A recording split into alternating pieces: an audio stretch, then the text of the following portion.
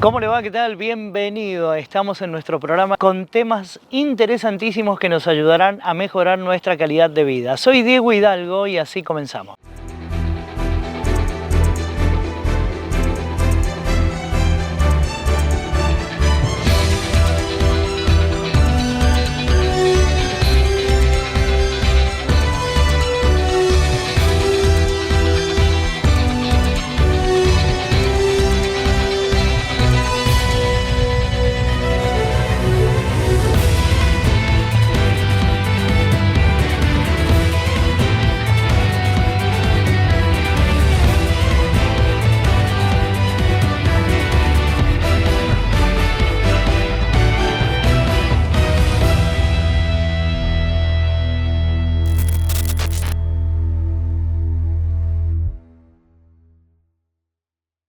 El doctor José Luis Ochoa es médico flebólogo y junto a él vamos a conversar sobre el tratamiento de las varices cuando las venas están enfermas, pero en esta oportunidad el tratamiento será con espuma.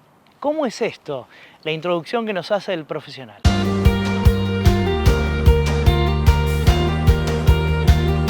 Cuando uno tiene una insuficiencia venosa crónica con varices que ya se determina que requieren un tratamiento, el tratamiento se puede llevar a cabo de tres maneras. La primera de ellas, es decir, es la más sencilla, es cuando uno dice, bueno, yo voy a cuidar las piernas de este paciente, la voy a proteger, le voy a indicar actividad física, medidas de compresión, reposo adecuado. Eso suele pasar en algunas personas que tienen pánico a las cirugías o que por alguna razón de salud no se pueden operar o recibir tratamientos adecuados. Ese es el tratamiento básico. Posteriormente, sí, un tratamiento intermedio sin llegar a cirugías, donde lo que se hace es la inyección de un líquido que transformamos en espuma a través de una técnica especial, que se utiliza un líquido que es un detersivo, un detergente, que cuando uno lo moviliza se hace una espuma, penetra muy bien en las venas que uno inyecta y logra el objetivo de secar estas venas. También se usa este tratamiento en aquellas personas que por alguna razón no pueden o no quieren operarse, y a veces también se logra disminuir, incluso evitar las cirugías con este tratamiento con espuma. Cada uno de los flebólogos tiene una técnica especial, porque va mucho este tratamiento va mucho en la experiencia de cada uno de los flebólogos. Personalmente, yo lo que hago se llama esclerosis ecoguiada con espuma. Les recomiendo a mis pacientes que se hagan 3 sesiones en cada pierna con una distancia de tiempo de aproximadamente 4 semanas. Es muy poco agresivo, con muy buenos resultados, y se hace en ambulatorio, se hace en consultorio.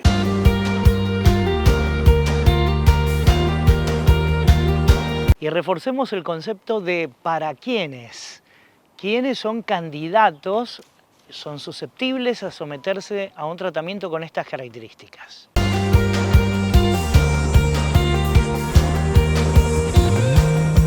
Muchas veces por distintas razones, desde salud, miedos, económica. Hay gente, por ejemplo, que no tiene cobertura social y no puede acceder a los hospitales, una cuestión económica, gente que tiene problemas de salud que no les permite ir a una cirugía. Hay gente que simplemente porque tiene miedo de operarse. Con este concepto antiguo de que ¿para qué te vas a operar si después te vuelven a aparecer? Y la verdad que algo de cierto está. Siempre tienden a reaparecer las varices, en realidad no siempre, en un porcentaje que está medido. Es decir, cuando uno hace tratamientos adecuados sabe que más o menos el 60 o el 70% de los pacientes tienen la tendencia a recidivar a lo largo de 5 años. Pero esto es como cualquier enfermedad crónica, es decir, uno debe explicarle al paciente que esto no es que uno haga el tratamiento y me curé. Hago un tratamiento, me mejoré a lo máximo que puedo llegar y año a año voy manteniendo este tratamiento, entonces siempre estoy en condiciones ideales con mis piernas. En eso se basa el tratamiento de la espuma.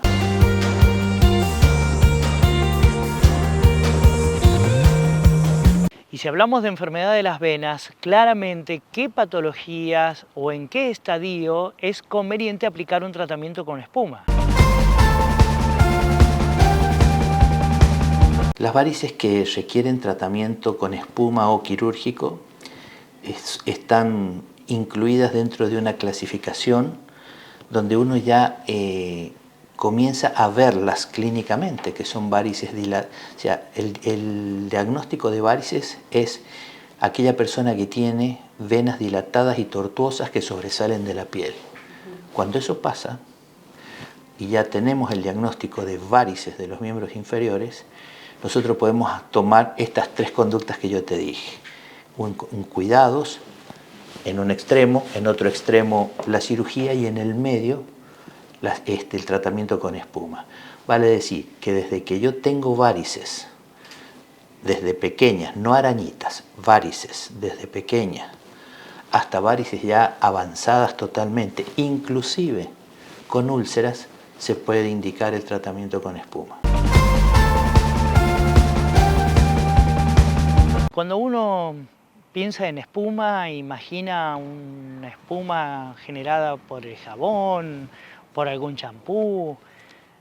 Vamos a conocer claramente qué tipo de espuma es. El medicamento que se utiliza se llama polidocanol.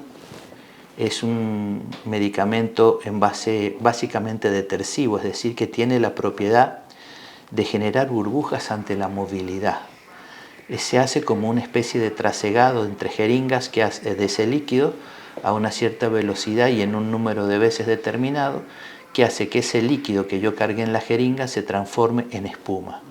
La espuma tiene la característica de que llega mejor a todos los sectores de la vena que uno decide esclerosar.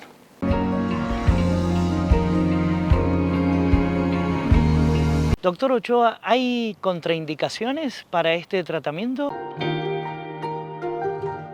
Hay muy pocas contraindicaciones. Nosotros tenemos el cuidado de iniciar con pruebas pequeñas por si el paciente fuera alérgico. En la experiencia que yo tengo de todos estos años, nunca he tenido un paciente alérgico al polidocanol, que es el medicamento con el que se hace la espuma. Claramente, frente a una patología, a un paciente se lo somete a un chequeo previo, luego el proceso diagnóstico y un post-tratamiento que es el seguimiento de la evolución del paciente.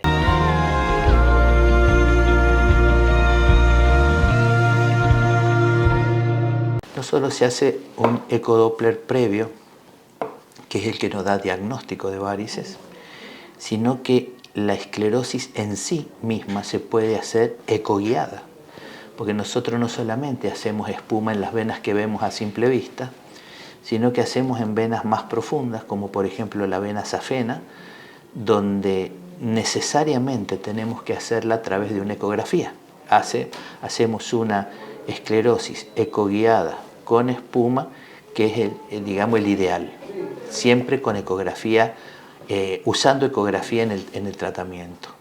Y posteriormente, por supuesto, la ecografía de control post-esclerosis.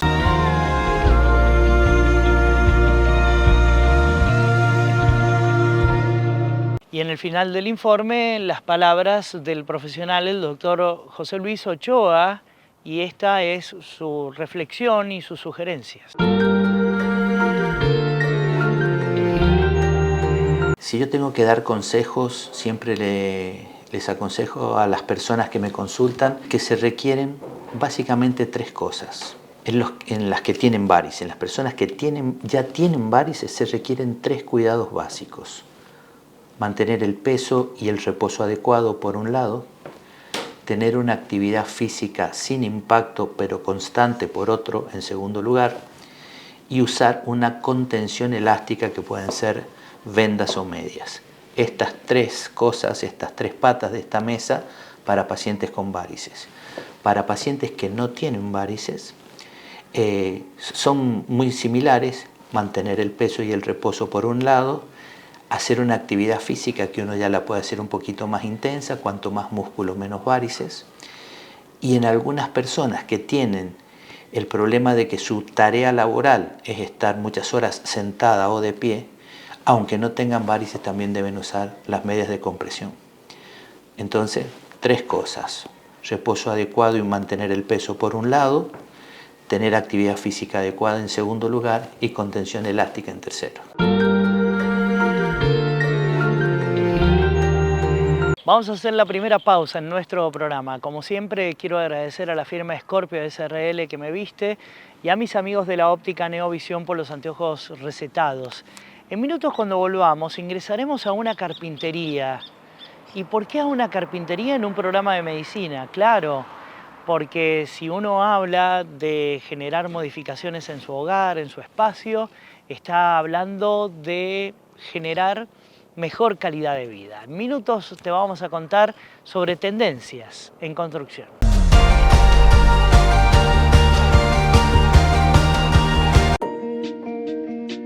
Tu amor empieza en la panza, la protección también. El virus sincicial respiratorio es la principal causa de bronquiolitis y neumonía en los bebés. Si estás entre las semanas 32 y 36, vacúnate gratis y sin orden médica en toda la provincia. Esta dosis marca la diferencia. Redujo un 70% las hospitalizaciones de bebés menores de 6 meses. Cuidar desde el vientre es prevenir con amor.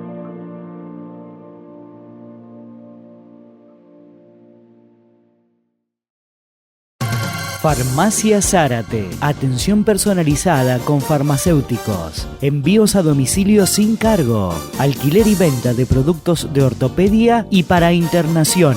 Farmacia Zárate. Farmacia de confianza. En calle Rivadavia, al lado del CIMAC. Hemos mejorado mucho en la ciudad. Sin embargo, hay lugares con reclamos históricos. Obras que no son muy grandes, pero sí, ya son urgentes.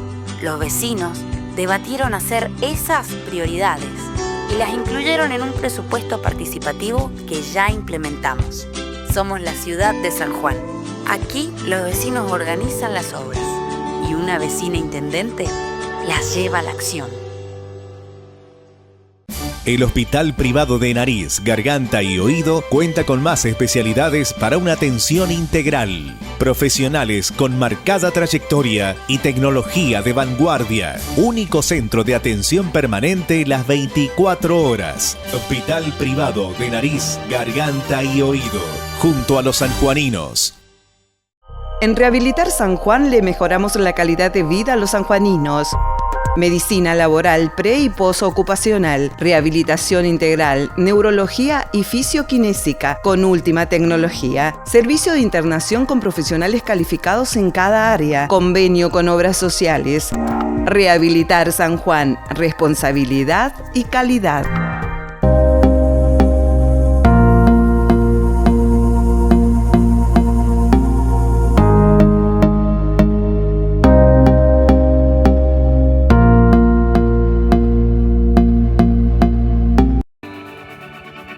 Todo Médica está preparado para abastecer el sistema sanitario de la provincia, tanto en el ámbito público como privado. Todo Médica cuenta con marcas exclusivas reconocidas a nivel internacional. Todo Médica San Juan es mi lugar de confianza. Todo Médica San Juan, productos para el cuidado de nuestra salud. Acá hay universidad pública, acá hay futuro.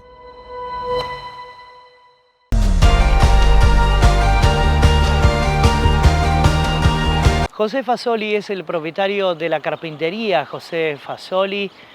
Ellos hacen carpintería de aluminio y también maderas, pero hoy particularmente vamos a poner el foco en nuestro programa de medicina, en nuestro programa de salud, en cómo mejorarle la calidad de vida a una persona y en su hábitat, en su hogar, en su domicilio.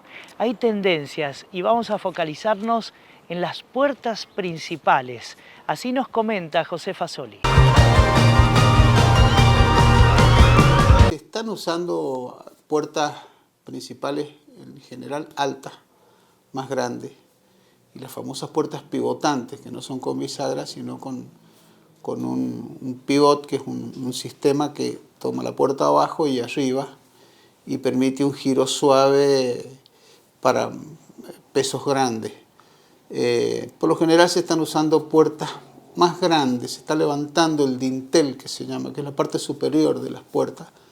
Lo están levantando en los proyectos, los arquitectos están levantando eso para jerarquizar los ingresos. Y también, en consecuencia, se están ensanchando las puertas. Bueno, en San Juan es muy particular el clima. Las condiciones para hacer una puerta no son para todos los casos iguales. Pero bueno, por ejemplo, hay que tratar de tener un hall en el acceso, tanto para proteger del agua, de la lluvia y del sol. No cualquier puerta funciona en San Juan. En cuanto a las maderas, se usan variadas, peteribí, cedro, zoita, hay muchas variedades. Y presta atención al siguiente consejo, porque hay que tener en cuenta algunos puntos antes de elegir una puerta. Primero, la orientación. Por ahí vemos fotos muy lindas de viviendas que están en internet o en Pinterest.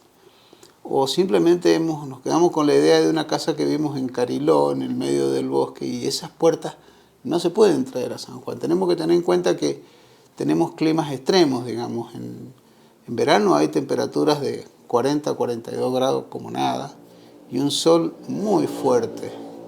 Entonces la madera tiene muy poca humedad, está a veces como el ambiente, sin nada de humedad. Después llueve y aumenta la humedad, entonces empiezan a moverse los volúmenes de la madera.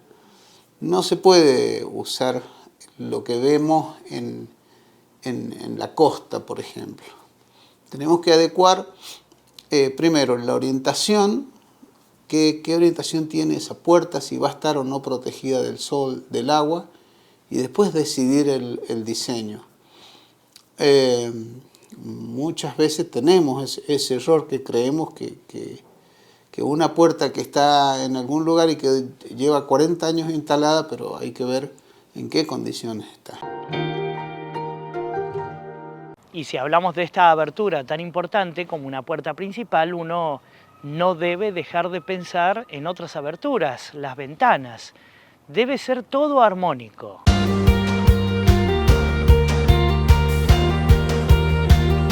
Por ahí nosotros diseñamos a lo mejor un acceso y el marco principal contempla la puerta, que puede ser grande, de 1,20, 1,30, 1,40, 1,50 de ancho, 1,60, y la altura 2,40, 2,60, 2,70.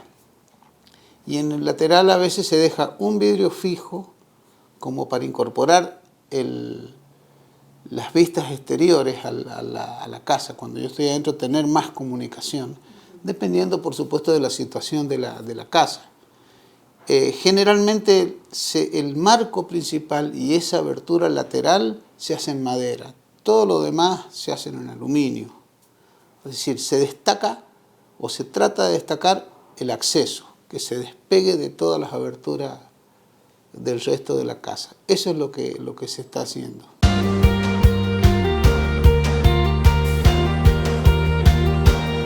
Y se supone que estamos hablando de puertas principales y hay una tendencia que te estamos mostrando junto al especialista José Fasoli. Una tendencia o a la vanguardia a nivel mundial. Claramente, lo que se usa en el mundo está acá en San Juan.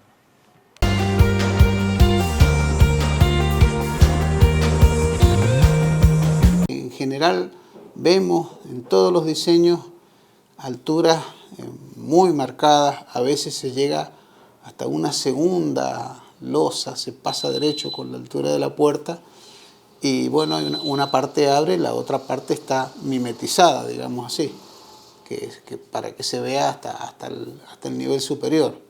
También hemos sabido hacer de ese tipo de diseño. Lo importante es, bueno, ser consciente de que una puerta pesada, en primer lugar, si es pivotante de abrir, en general las grandes se hacen pivotantes. Tiene que tener buenos contactos, la mayor cantidad de contactos posible para que no nos filtre tierra. En San Juan tenemos muchos vientos y mucha tierra, el ambiente es muy seco, entonces el polvo finito entra. Así que hacemos un sistema de puerta donde tiene los 3 contactos, digamos, los 2 laterales y arriba. Hace años que lo venimos haciendo y mejorando para que verdaderamente tengan la mayor estanqueidad posible, que funcione bien para la tierra. Eso es lo que estamos haciendo ahora.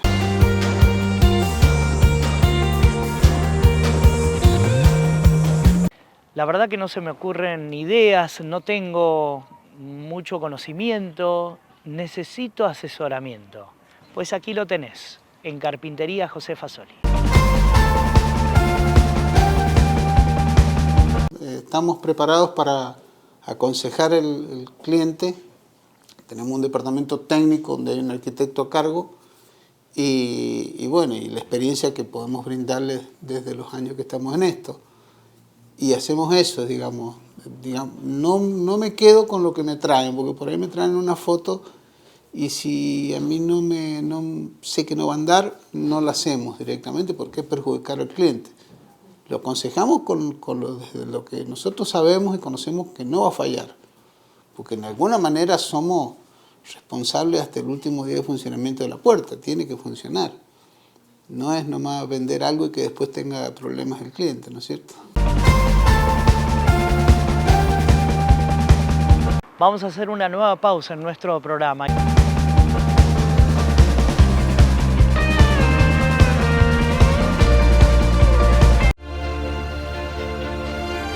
Pusimos en funcionamiento 4 tótems de emergencia en el paso fronterizo Agua Negra que une Argentina y Chile, una herramienta clave para proteger a quienes transitan la cordillera. Cada punto cuenta con botón de alerta, cámaras con monitoreo remoto e internet satelital, todo alimentado por energía solar para funcionar las 24 horas, incluso en condiciones extremas. Además, se les incorporaron lectores de patentes para fortalecer la seguridad y el control en el paso internacional. Tecnología aplicada al servicio de la protección ciudadana. San Juan Gobierno. Decir José Fasoli es decir carpintería de calidad en madera y ahora en aluminio también. Tecnología única en San Juan para lograr un mejor acabado en aberturas, muebles de cocina y placar. Contamos con pisos flotantes de madera y melamínicos de alto tránsito y residenciales. Asesoramiento y garantía. José Fasoli, carpintería de calidad. 3ª generación brindando confort a los sanjuaninos. Las aberturas de aluminio, de madera, muebles de cocina y placar del futuro complejo catamarán son de José Fasoli, carpintería de calidad. En Óptica Neovisión contamos con la última moda en anteojos para sol y recetados. Asesoramiento en contactología con profesionales especializados. Servicio de óptica pediátrica especial. Óptica Neovisión, al servicio de sus ojos. Acá hay universidad pública. Acá hay futuro.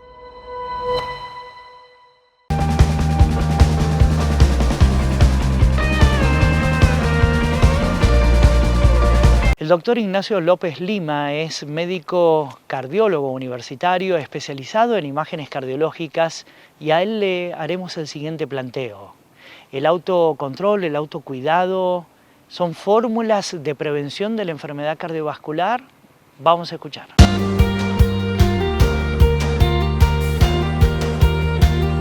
Sí, el autocontrol y el autocuidado está presente desde comienzos de las recomendaciones en las visitas a los médicos y es importante trasladarlo a aquellos pacientes que tienen factores de riesgo cardiovascular importantes. O sea, riesgo cardiovascular que también es un riesgo neurológico, es un riesgo de afectación renal, es un riesgo hacia su salud global. Los factores de riesgo importantes son la hipertensión, el sobrepeso, la dislipemia, la diabetes y el tabaquismo. Estos 5 factores de riesgo juntos son muy riesgosos, son muy peligrosos, sobre todo en aquella persona de 35 años en adelante. El riesgo de sufrir algún tipo de evento neurológico, cardiológico o problema renal va en aumento. Entonces el autocuidado o el autocontrol pasa fundamentalmente por controlar estos factores de riesgo.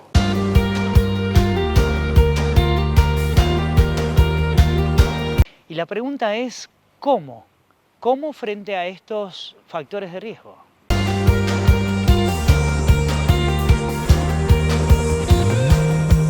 Es a través de los síntomas. Aquel síntoma nuevo que presenta, como puede ser una falta de aire, una sensación de palpitaciones del corazón, un cansancio, una fatiga extrema, una necesidad de orinar, una micción imperiosa, repentina, rápida, nocturna y frecuentemente.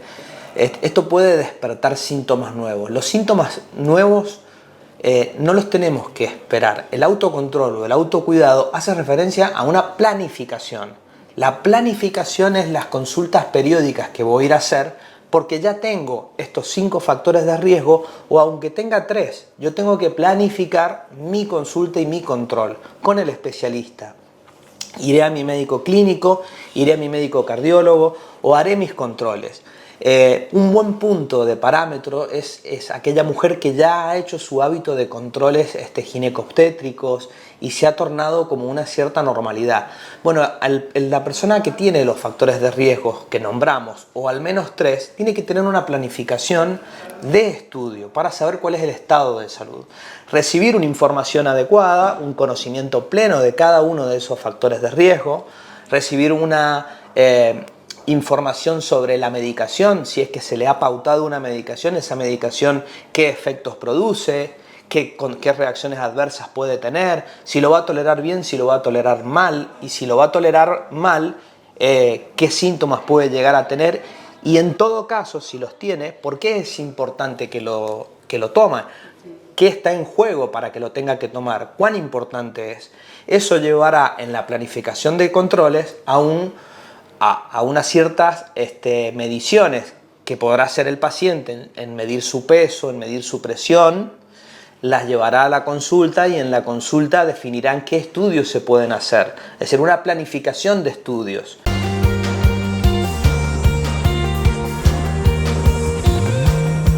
Y esto lleva, según lo que dice el profesional, a distintas sugerencias que vendrán a continuación.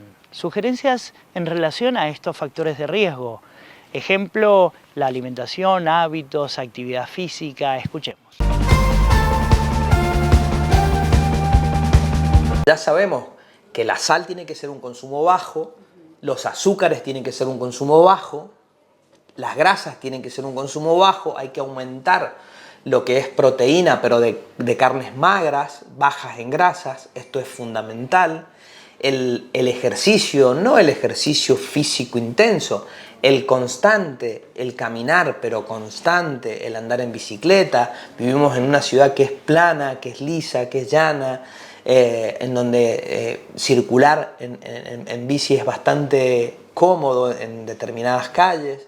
Entonces, el que le guste la bici puede caminar, el que le guste puede andar en bici, el que le guste caminar podrá caminar. El caminar no hace falta que sea una obligación o una determinación, sino que más bien puede ser algo preestablecido, acompañado en un grupo, no tiene que ser algo presionado, tiene que ser lo que le guste a uno. Al que le guste nadar en buena hora, cualquier cosa que nos lleve a la posibilidad de movernos, de estar en un movimiento constante, evitar el sedentarismo, romper con el sedentarismo, que sería un 6º factor de riesgo importante, oculto porque contribuye a que todo el resto de los factores de riesgo se intensifiquen. Entonces, la actividad constante es un motivo más de control. Y por otro lado está el estrés de lo cotidiano, el estrés emocional, otro de los factores que hay que controlar. Ya sea laboral, ya sea en su ámbito social o en lo que respecte, ese estrés se debe controlar. Existen ya recomendaciones por parte de las sociedades científicas cardiológicas más importantes, europeas, americanas, en donde las recomendaciones son la meditación, el yoga, pero fundamentalmente lo que se está promoviendo es una respiración profunda, una respiración constante. Esa respiración constante lo que hace es trasladar, inflar los pulmones, contener al corazón, transmitir una cierta tranquilidad. Esa respiración honda, profunda, tranquila, pausada, metódica, es lo más importante, porque eso también contribuye a una disminución del estrés.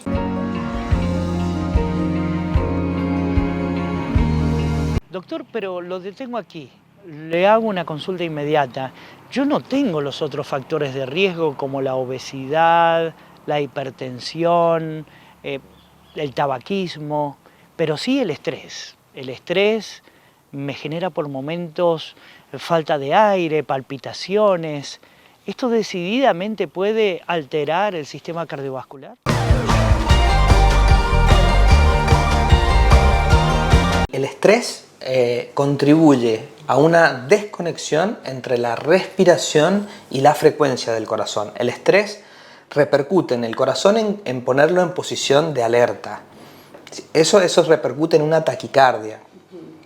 La sensación perceptible, la sensación reconocida de la taquicardia por parte de nosotros cuando estamos en reposo, es decir, sin hacer actividad física, genera un disconfort.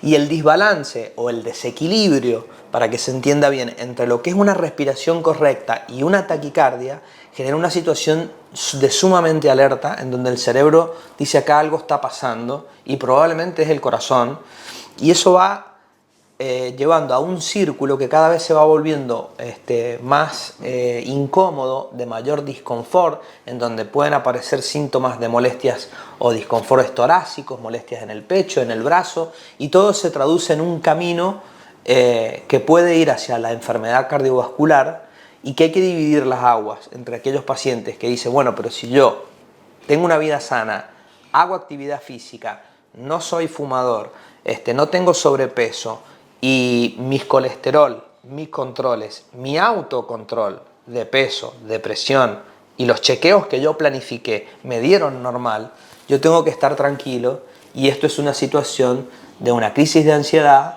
una crisis de pánico, y tendré que buscar ayuda o bien en familiares, en amigos cercanos, la gente que nos rodea, o en un profesional experto en el área como es la psicología o la psiquiatría, que conocen cuando las cosas se pone más presente, más constante y más difícil de manejar.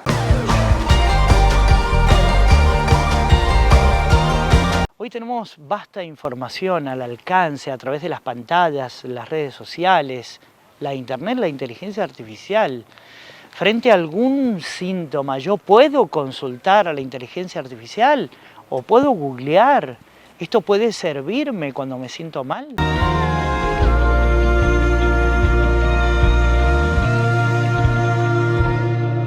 Yo creo que tenemos que aprender a convivir, ¿no? Aprender los buenos puntos de vista de la información, de la educación, y empezarla a conocer, pero que sea clara, concreta, sin perder los principios.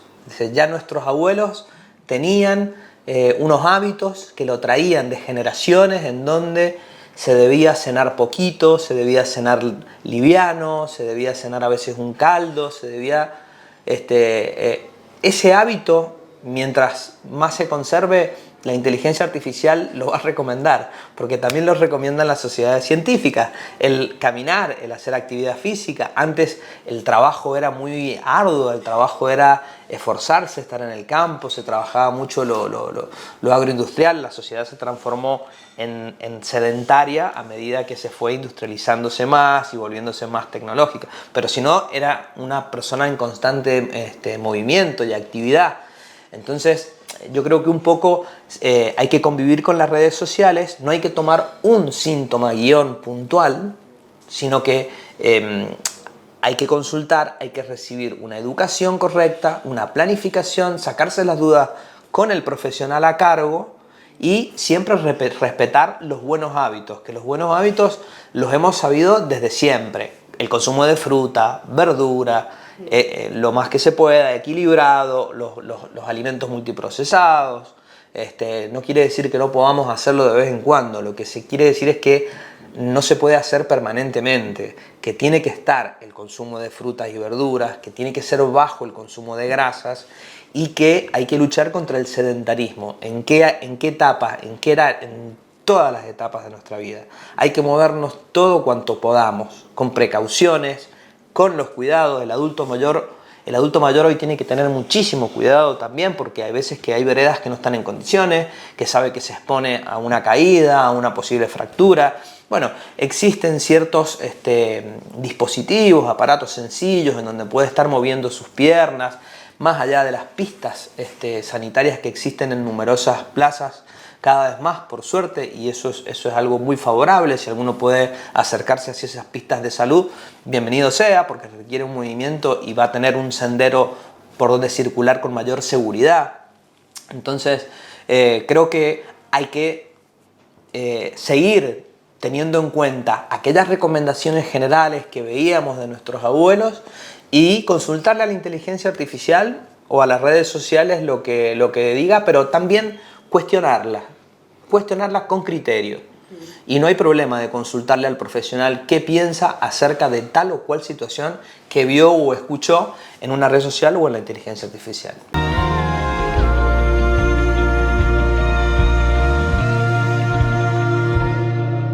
Un dato no menor en el final del informe y este diálogo con el doctor Ignacio López Lima. El uso de tensiómetros, tener uno en casa y tomarse la presión arterial. Esto ayuda definitivamente. La toma de presión domiciliaria es fundamental. Hoy en día los dispositivos digitales son bastante avanzados, son preferibles los de brazos porque están a la altura del corazón. Es preferible estar sentado en una posición correcta, no haber consumido té, café, mate o haber estado caminando 30 minutos antes, mejor en el sillón. Y hacer controles de presión periódicos es importante, sobre todo de los 35 o los 40 en adelante. O si alguno tiene un dolor de cabeza nuevo, una cefalea detrás de la nuca, adelante, o dolores de cabeza nuevos que han aparecido, dificultad para ver, cansancio visual, todo esto merece control de presión. El control de presión domiciliario nos facilita a los médicos saber que es un paciente con tendencia a la hipertensión. Después nosotros tenemos una serie de herramientas de estudios en donde vamos a ir a buscar qué paciente tiene es más fácil que vaya a desarrollar hipertensión arterial que otros. Pero es importante la ayuda en la casa. Estamos hablando de numerosos avances y avances hay en todas las áreas. En la cocina tenemos cantidad de electrodomésticos nuevos para cosas muy puntuales. Bueno, no está mal contar con un buen aparato digital para la toma de presión que nos puede ser útil para nosotros, nos puede ser útil para nuestros padres, nos puede ser útil para algún amigo, para alguien que está en otra casa. Entonces, en la medida en que se pueda, si en algún momento se puede adquirir, es siempre una recomendación, nos va a traer valores adicionales a la consulta. Hacemos la última pausa en nuestro programa y como siempre pedirte por favor que tomes papel y virome para agendar los datos importantes que llegarán a través de nuestra guía profesional.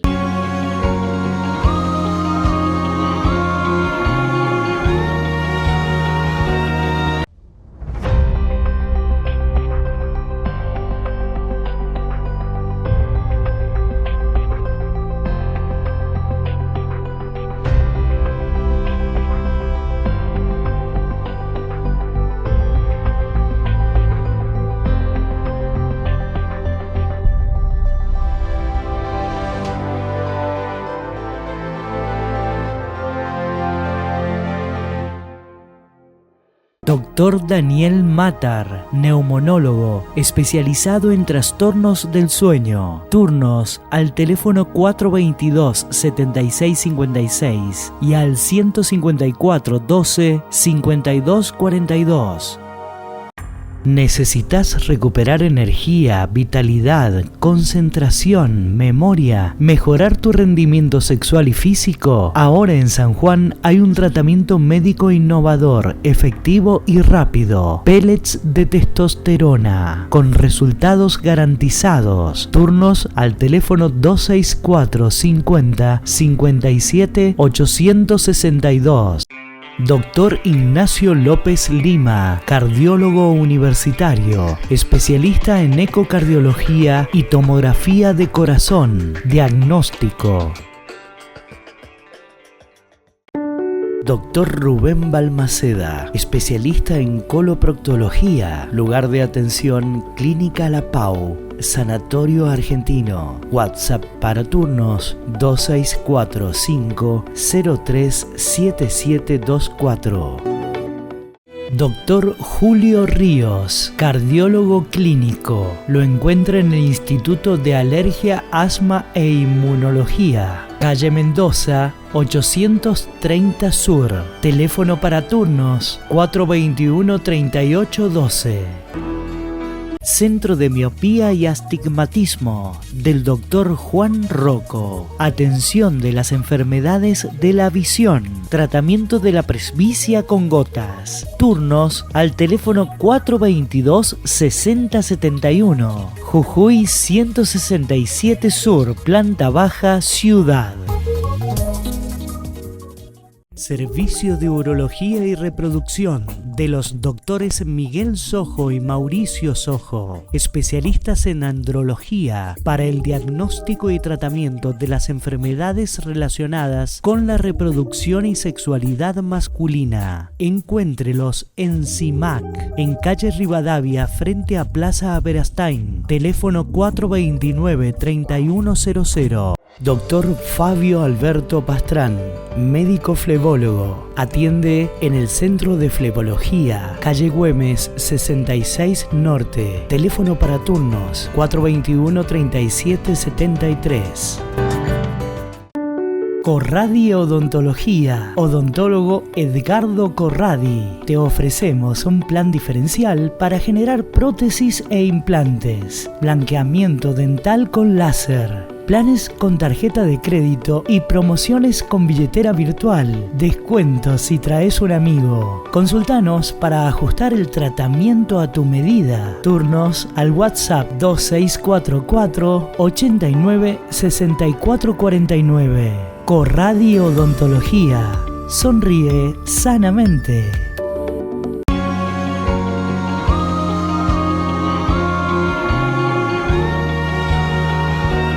El doctor Mario Martínez, médico otorrino laringólogo, pertenece al Hospital Privado de Nariz, Garganta y Oídos. Con él vamos a aprender y bastante.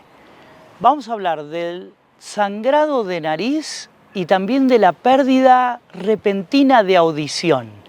Vamos a comenzar por la nariz y algo que se da con frecuencia en la época. Veamos.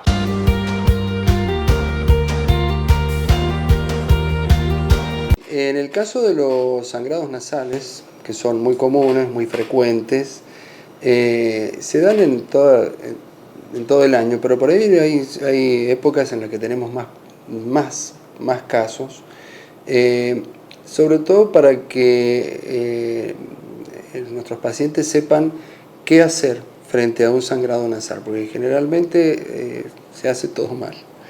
Los sangrados de la nariz son causados por una lesión, una herida de alguna de las venitas o arterias que están dentro de la nariz. Nosotros a los vasitos sanguíneos que están dentro de la nariz los ubicamos en 3 zonas.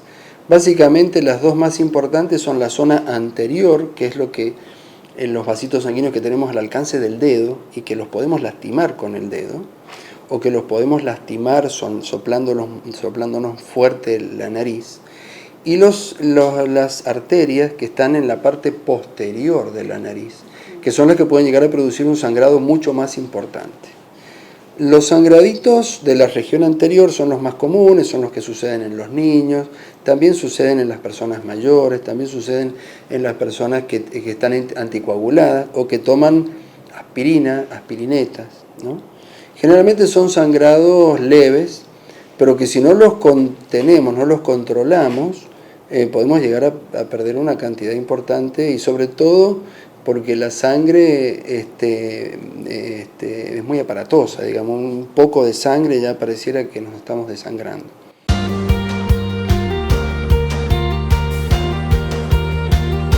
Y frente a un sangrado nasal, ¿qué hacer al respecto? Algunas conductas que uno fue adoptando o por información o mala información, vamos a aprender la justa. Veamos.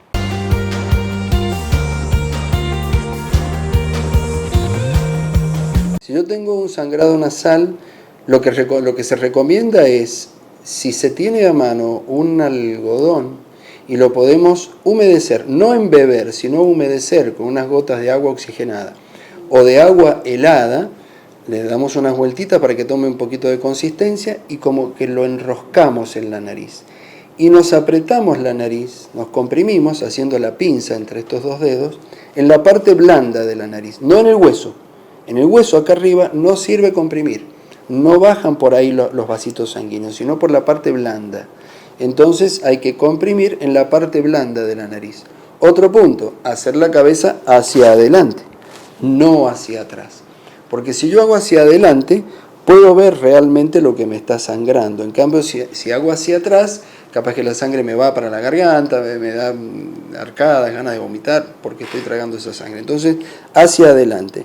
Si se pone muy rojo, muy caliente el algodón, lo sacamos, nos limpiamos y colocamos otro. Y volvemos a comprimir. Es importante comprimir para hacer presión sobre ese vasito sanguíneo para que pare el sangrado. En el caso de los sangrados de la parte de atrás de la nariz, porque la nariz, esto que nosotros vemos de la nariz, es como la tapita de la nariz. La nariz mide casi 15 centímetros hacia atrás, hasta esta altura llega. Entonces, una arteria que sangra en la parte de atrás de la nariz puede llegar a producir un sangrado realmente muy importante. Ese tipo de sangrados son más comunes en las personas que son hipertensas y que no tienen la hipertensión controlada o que han tenido algún traumatismo o que tienen también alguna otra problema cardiológico o de la sangre. Pero también puede suceder en una persona que no tenga ningún antecedente de eso. En ese caso, por más que se coloquen un algodoncito con agua oxigenada, no le va a cortar el sangrado, no van a comprimir el vasito sanguíneo que sangra, y eso sí es una urgencia que deben consultar en una guardia médica para que les controlen el sangrado y también les controlen su estado general, porque ese sangrado de la región posterior de la nariz, que generalmente la sangre va más hacia la garganta que hacia adelante, puede llegar a ser un cuadro muy importante. En ese caso, como les digo, consultar en una guardia médica de urgencia.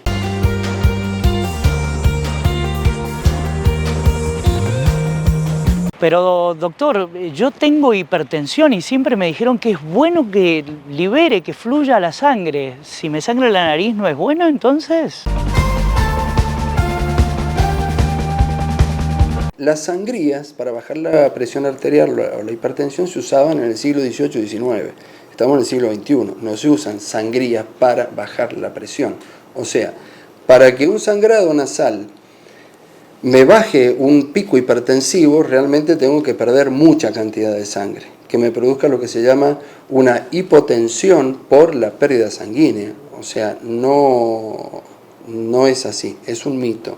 La hipertensión se controla con medicación, no con sangrados. Entonces, siempre un sangrado nasal hay que controlarlo, porque la sangre que se pierde a veces cuesta mucho recuperarla y hasta podemos llegar a necesitar transfundir a un paciente por un sangrado importante.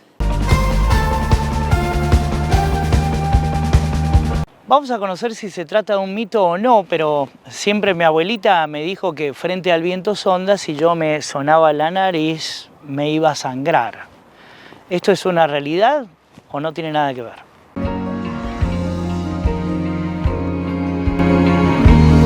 En la nariz nosotros tenemos muchos vasitos sanguíneos superficiales que pueden responder a los cambios de temperatura, sobre todo a la temperatura alta. El calor produce en los vasos sanguíneos lo que se llama vasodilatación, o sea, hace que el vasito sanguíneo se estire. Y cuando se estire, se vuelve más finito y tiene más probabilidad de producir sangrado. Sí, tiene que ver. Y si a eso yo le sumo que me soplo la nariz o que estornudo muy fuerte por la nariz, estoy traumatizando doblemente a ese vasito sanguíneo y me puede sangrar.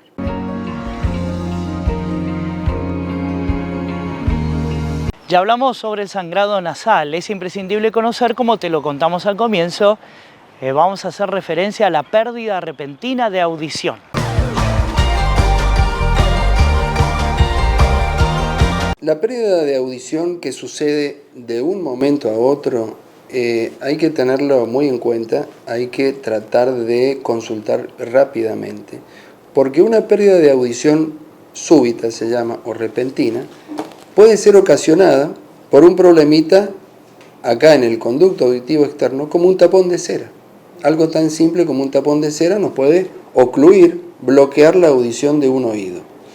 También puede ser ocasionado por un problemita en el oído medio, que se me acumule en secreciones, moco, que se forma en el oído medio y que no baja por donde naturalmente tiene que bajar hacia la nariz, por este conducto que se llama trompa de Eustaquio, y se me puede obstruir la audición también. Esos tienen tratamiento, digamos, relativamente, sacar un tapón de cera, se lo extrae y se recupera inmediatamente la audición. Un problemita en el oído medio, que sea por acumulación de moco, se da un tratamiento o se extrae ese moco y se soluciona. El problema más importante es cuando esa caída súbita o repentina de la audición afecta al oído interno, a la parte nerviosa del oído. Esas caídas de audición son las que pueden dejar una secuela, una pérdida de audición permanente en el tiempo y que no se recuperen con medicación. Se pueden llegar a recuperar por otros medios, como un implante coclear, pero no por medicación. Entonces, es muy importante, cuando uno tiene una caída súbita de audición, consultar, porque si es una afectación del oído interno, hay que hacer un tratamiento de manera urgente, inmediata. Es una urgencia de los problemas de oído, una caída de audición del oído interno.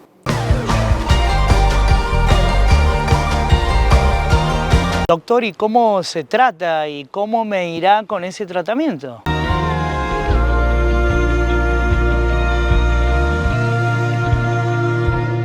Lamentablemente nunca son el 100% de efectivos, como sí sería 100% efectivo un tapón de cera, sacarlo. Pero mientras sí hay un factor que es muy importante, que es el factor tiempo. Si yo tengo una caída de audición hoy y consulto hoy, tengo muchas más chances de que con un buen tratamiento recupere la audición a que si tardo un mes en consultar. Entonces es muy importante esto. Y sobre todo, si esa caída de audición se acompaña también de alguna sensación de vértigo o de un cuadro de vértigo. Con mayor razón, en esos casos, cuando se acompaña de mucho vértigo, los pacientes consultan, porque el cuadro es mucho mayor, con muchos más síntomas, con vómito. Pero cuando solamente afecta a la caída de audición, por ahí los pacientes tardan en consultar. Y nos encontramos con que el oído está limpito, con que no tiene nada de moco ni nada en el oído medio y que el problema está en el oído interno. Entonces es muy importante hacer la consulta rápido, temprano. Y como les decía, estos casos, si bien se presentan en todo el año, sobre todo en las estaciones intermedias, o sea, en el otoño y en la primavera, es cuando más casos se presentan. Por eso hacer referencia a estos problemitas hoy.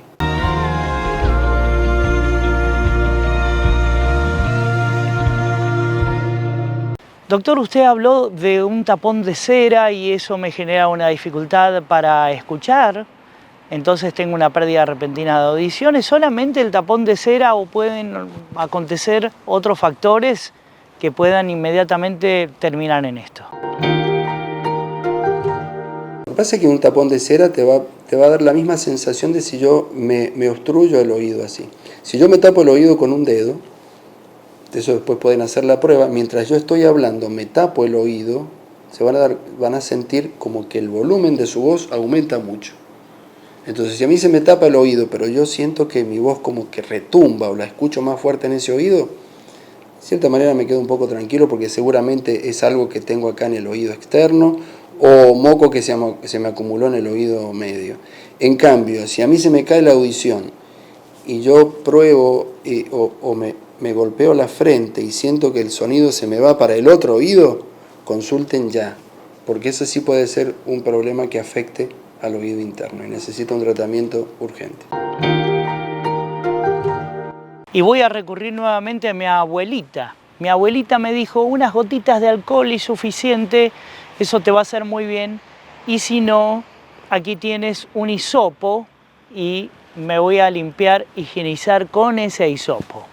¿Es correcto esto, doctor? Bueno, mire, yo no lo puedo ni pronunciar y no me sale ese cosito con el algodón. Malísimo, no. El conducto auditivo es un conducto cerrado, como una calle sin salida.